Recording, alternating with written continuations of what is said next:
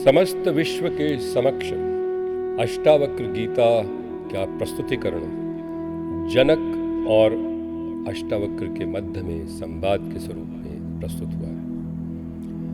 इसमें 298 श्लोक हैं, 20 अध्याय हैं और प्रारंभ में महाराजा जनक एक प्रश्न पूछते हैं अष्टावक्र से और उसके बाद पूरी अष्टावक्र गीता में महाराजा जनक और अष्टावक्र के आपस में वार्तालाप तो नहीं होता पर अपने अपने विचारों की अभिव्यक्ति है। इसकी भाषा संस्कृत थी, लेकिन ये प्रयास किया गया है कि संस्कृत भाषा को अनुवाद करें हिंदी में, सरल हिंदी में, और हर श्लोक को एक पद्य के स्वरूप में प्रस्तुत करें, काव्य रूप प्रस्तुत करें, ताकि सभी लोग इस बात को अच्छे प्रकार से ग्रहण कर सकें, समझ सकें। अध्याय 18 अष्टावक्र उवाच। वो आनंद स्वरूप तेज से परिपूर्ण शांत स्वरूप जिसका ज्ञान के बोध होते ही सभी भ्रम लुप्त हो जाते हैं को नमस्कार है।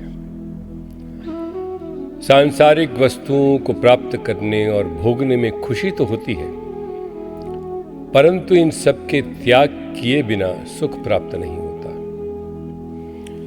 अपने कर्मों से दुखी रूपी सूर्य की ज्वाला जब उठती है तो अंतकरण को जला डालती है, जिसे इच्छा रिक्त शांत रूपी अमृत ही सुख प्रदान कर सकता है। यह विश्व तो एक विचार है, एक संकल्प है, भाव है। जो है या अभाव जो नहीं है का अंतर समाप्त कभी नहीं होता। आत्मा तो सदैव पूर्ण है, न डर है न प्रभाव है। वो तो संकल्प रहित, विकार रहित, दोष रहित और प्रयास रहित भी है। मोह से ढका पर्दा जब हटता है तो आत्मज्ञान स्वतः हो जाता है। वो शोक रहित, स्पष्ट दृष्टि वाला व्यक्ति अत्यंत शोभावान बन जाता है। जो कुछ भी है वो कल्पना मात्र ही है। आत्मा तो मुक्त है, सनातन है। यह जानकर धीर पुरुष तो एक शिशु का व्यवहार करता है।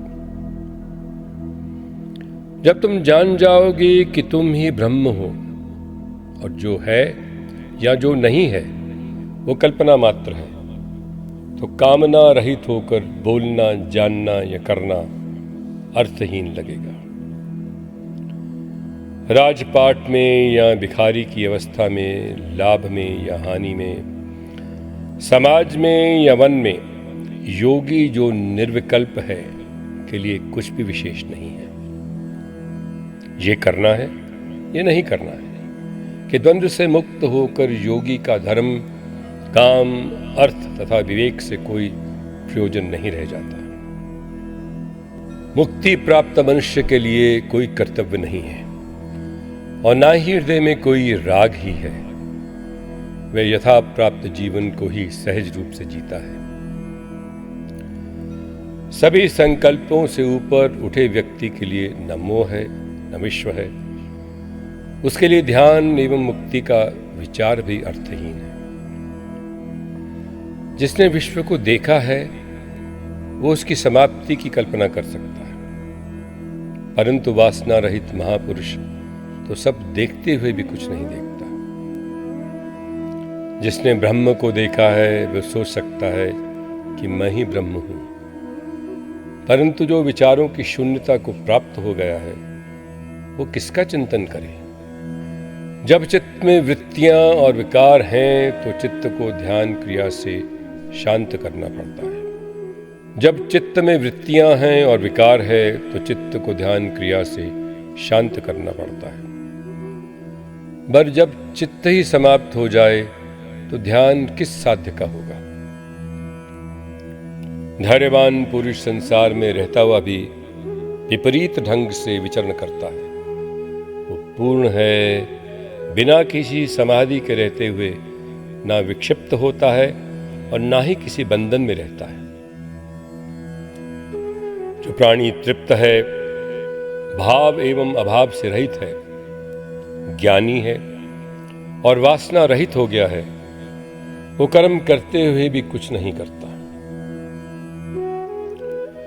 जो कभी करने में या संन्यास भाव में समत्व है, वो आवश्यकता पड़ने पर करता है और उसी में प्रसन्न रहता है। वासना रहित, स्वाधीन और मुक्त विचार वाला पुरुष पूर्व जन्म के संस्कारों से प्रभावित होकर सूखे पत्ते की तरह हवा में भ्रमण करता है। सांसारिक अनुभवों से ऊपर उठकर जो सुख दुख में समान है, वो शांत मन वाला व्यक्ति देह रहित स्वरूप जैसा व्यवहार करता है। आत्मा में रमण करने वाले निर्मल एवं शांत चित्त व्यक्ति को कहीं भी ना ही कुछ त्याग करने की इच्छा है और ना ही कुछ कमी महसूस होती है। अपनी प्रकृति से शून्य भाव धारण किए हुए वह बिना मांगे जो प्राप्त है उसे स्वीकार करता है, और वह धीर पुरुष मान एवं अपमान की भावना से अप्रभावित है। जिसके मन में ये विचार हैं कि जो भी किया जाता है वो शरीर द्वारा ही किया जाता है, शुद्ध आत्मा द्वारा नहीं, वो कर्म करते हुए भी कुछ नहीं करता। जीवन मुक्त व्यक्ति स्वच्छंद रूप से व्यवहार करता है, और ऐसा क्यों करता है का उत्तर देने को बाध्य नहीं है। वो मूढ़ नहीं है, परंतु मुक्त है और विश्व में शोभित है। सभी विचारों से निवृत्त व मुक्त एवं धीर पुरुष परम शांति को प्राप्त हो न कल्पना करता है और न ही जानता है, न सुनता है और न ही देखता है। जिसका मन निश्चल है, अविचलित है, वह समाधि ध्यान नहीं करता, वो मोक्ष की इच्छा नहीं करता, वह बंधन मुक्त हुआ संसार को एक कल्पना देखता है और ब्रह्म में स्थापित रहता है सदैव। जिसके मन में अहंकार है वो कर्म ना करते हुए भी करता है, और फल का भोगी है। जो अहंकार रहित है वो करते हुए भी कुछ नहीं करता और मुक्त है। जिसमें कर्तापन का अभिमान नहीं है, वह संकल्प रहित व्यक्ति निश्चल रहते हुए संतुष्ट है, न प्रसन्न होता है, न कष्ट में रहता है। उसके सभी संदेह मिट गए।